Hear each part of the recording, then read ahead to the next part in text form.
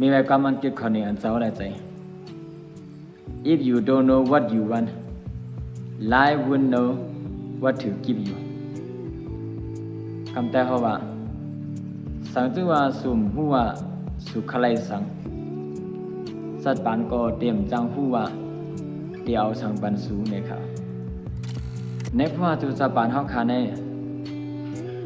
เฮาคาหมกไฟเปิ้นนะครับหันเปิ้นขึ้นใหญ่หันเปิ้นบางมีหันเปิ้นมีตังซื้อเฮาคาก็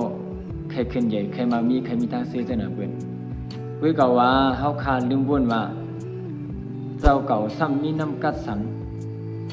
เจ้าเก่าซ้ำเฮ็ดสังเปลี่ยนไรเจ้าเก่าซ้ำใครไรสังเฮาคาคนขวาขึ้นตัวเจ้าเก่าอันนั้นสังจือว่าเฮาคาไปฮู้อันนั้นบ่แน่ซึ้งสัตว์ปานได้ก็เตรียมจ้างยืนปันเฮาไลลองตั้งซื้อลองออกมังเลลองขึ้นใหญ่จนตาดูเจ้าเก่าเพราะว่านั้นสังจือว่าเฮาคาใครมีตังซื้อใครมูลซื้อจึงหือใครบังมีจึงหือใครขึ้นใหญ่จึงหือก็เฮาคาตีเลยเพี้ยนขึ้นตัวเจ้าเก่าอันตั้งว่าเพี้ยนขึ้นตัวเจ้าเก่าผู้ยาวเจ้าเก่าใครแลสังใครมีสังใครเปลี่ยนสังพวกเนี่ยซึ้งเจ้าเก่าตีเลยคัดใส่ให้มีอันนั้นมังเจอได้ฮู้เขามังเจอมีเขาใครเปลี่ยนอันได้ใครเป็นก้นเล่มหนังนางใครเป็นฟองความใครเปลี่ยนก้นเตรียมนี่จ้าก็จะไหนอันเขาใครเปลี่ยนได้มีกุ้ยก็ว่าเขาซ้ำเล็บเฮียนคัดใจให้มีน้ำกัดต่อได้เป็นมาอันนั้นเพราะว่าคัดใจเล็บเฮียนมีน้ำกัดอันนั้นมาก็ตอนตาตีเปลี่ยนอะไรก็มันตื่นเปลี่ยนอะไรครับ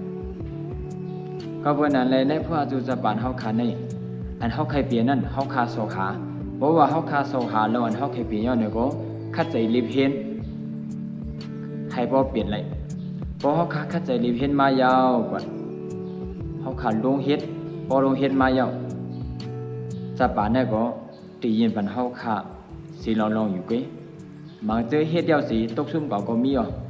อันนั้นตีเลยว่าจะปานเนี่ยยินปันเฮา5เนี่ยก็ไม่ใช่ครับยินปันมันยินปันสังนะบ่เนี่ยจริงมันยินปันเฮาตอนสอนค่ะเฮาคาบ่ได้หมอยอมการซุ่ม